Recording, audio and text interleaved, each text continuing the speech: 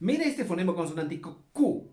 Se utiliza en el quechua collao y en el quechua chanca. Pero hay algo importante que tienes que saber. Es el tema de la pronunciación. En el quechua collao se pronuncia distinto y en el quechua chanca es muy distinto. Entonces tenemos esta palabrita, por ejemplo, con el ejemplo que empezamos. Can. Empieza con Q y se pronuncia como can. Can. Es un sonido postvelar. Pero en el caso del quechua chanca, no se pronuncia así. Se pronuncia de esta manera. Ham. Como si estaríamos pronunciando la doble J. Ham. Ham. Ahora, esta otra palabrita, por ejemplo, decimos no ca. Escucha bien, no ca. No ca.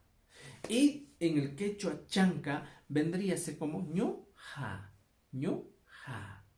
Ahora, oro que decimos en el quechua collao, decimos